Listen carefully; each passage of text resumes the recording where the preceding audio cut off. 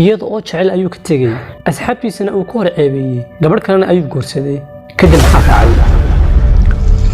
أحمد وويل دنيرة أو قرحسن نلاشيس أردنا وحكوسو كبي إنه تمرك لها صعبة أعطيك استوشيغو إنه تشعلي هاي وسيدو كلي مستقبل كمان دايتريس كيهين إساقا سيدبا هاي يوشعلاتي كدي مركي ومشغولي وهديدا بدنا وصادري ونشيغي إنه تشعلي هاي وسيدو كل مستقبل كلي هاي سيدو كلنا برانو كقادي إنه كتك دونين إنت نلاشيس كدمان لكن تعايل كاسي مستقبل كاو شيغيو يردارتاسي بلامها وشيغي وابين waxa soo dhan u sameeyay oo dumarka beenta ugu sheegayo waa in asxaabtiisa tuso inay dumarka oo dhan isaga ay jecel yihiin oo ka dabayacayaan oo sidoo kale ay ka daba dhareerinayaan quruxdiisa awgeed balse isagu aanu jecelin aan waxdana ka lahayn ay ku ciyaarey qurato oo waqtigana uu isku dhaafinayo kadib markii gabadhii jaarkiisa ogaatay inaanu jecelayn oo sidoo kale uu marmeerinayo oo xiriirka dhinaciisana uu been ka yahay ay go'aansadeen iska tagto xiriirkana uu jirto oo hadalkiisa ay iska dhaafto sidoo kale farxadiisana ay iska dhaafto sababtoo ah markii hore way farxad gelin jirtay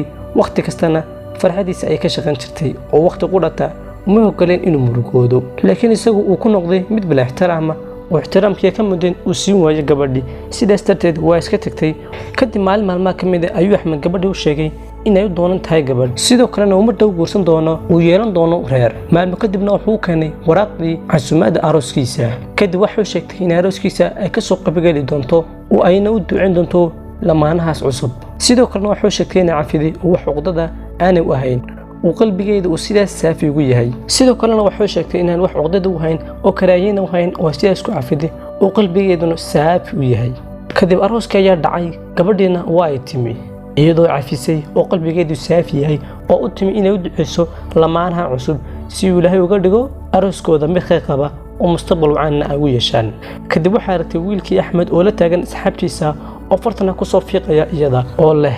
bal miskiintan fiiri 2 sano ayay daba carrisay oo jecleed iyadoo og inaan ku ciyaarayo aanu iga hayn jacaylkuna mid dhaba ee idinku iska ilaaliya hana laha sawina sidoo kalena ha guursanina sababtoo ah aniga ayay ugu waalantay oo aniga ayay ugu dul dhaleerisaa kadib saxaatiisina ma qurata ay qosol qulufteen iyagana kaba qasinaynba kadib gabadhii way xanaaqday ayaa boqol ku maray waxaana u soo dhaaqaday xagooda waxaana ku dhahday idhageyso arooskaaga waxaan imi aan qalbi saafi ah leh oo u yimi si aan ugu duceeyo reerkiinan cusub si Ilaahay nagu barakeeyo family-geena laakiin adigu wad xumaysay oo saas ayay la hadashay haddana wax kale oran maayay waxaan la yaqulata xasbi Allah wa ni'mal wakiil kadib way ka dhaqaaqday iyadoo ooyaysa oo ilmoonaysa waxaana ka baxday hoolkii Axmed iyo saaxiibadiina way ku sii qosliyaan oo way ku sii kaftamayaan wali oo uma muuqato sida waxaan gabadh la hadlay iyo wax xun ay ku sameeyay isagoo waxdana kama la hadalkeeda iyo murugada ka muuqata iyo hadaladii ay ku tiri kadib arooskii ayaa dhamaaday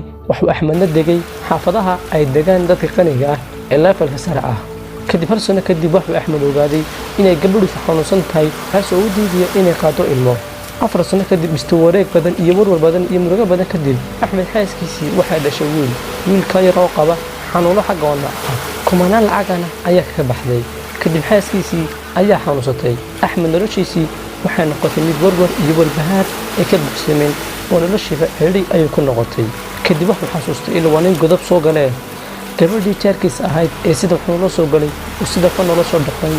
yaqaadkiisa ma uu warceebay asxaabtiisa iyo waqtigii badna uu ka lumiyay iyo xiriirkii beenta uu la soo sameeyay beentii badna uu soo sameyn jiray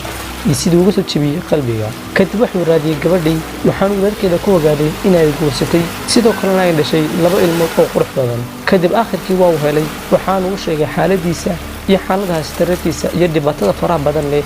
iyo inuu qabo xanuun xagga wadnaha sidoo kale ka xanuunsan tahay gabadhiisii uu isku buuqsan yahay oo warwar iyo warbahaar ka dhamaan waayay kadib iyadoo la cadeynaysa ayuu ugu jawaabtay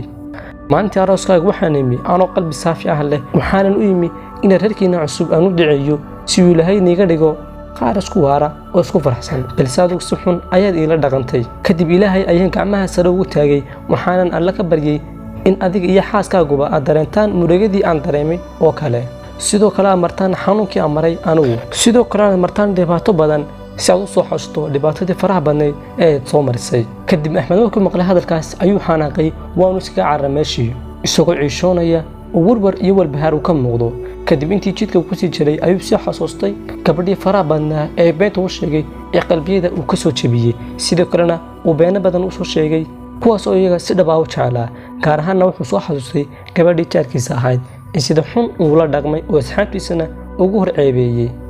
kadib habeenkii oo dhan wuu seexan waayay Axmed sababtoo ah nin warwar iyo warbaar hayo hurda kama soo dhacaysay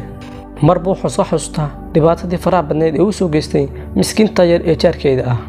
wuxuu habeenkii ku dheeraaday uu seexan waayay laba indhood isu kawanayaba waagii ayaa bariyay kadib markii waagii bariyay wax uu cararay xaggaas iyo gabadhii gurigeeda kadib intuu albaabka ku garaacay ayuu ku dul ooyay waxaana ku wuri iska kaacafi dhibaato badan ayaan ku geystay iyo xanuun badan waxaas oo dhan ku geystana dhibaatadeedii maanta aniga ayay haysataa oo xaaskaygii ayaa iga xanuunsanaysa sidoo kalena wiilkayga iga xanuunsanaya oo reerkaygiiba warwar iyo warbahaar ayaan kula joogaa ee hadday macquultay iska kaacafi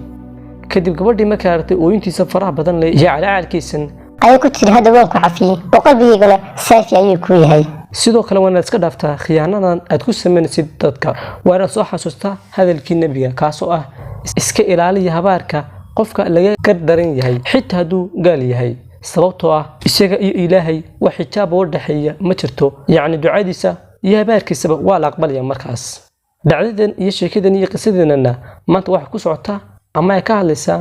shabeellaagoolayaasha haddaba ragow ama dumarow labadiinuba ma kala duwnee waa inaad iska ilaalisaan khiyaanada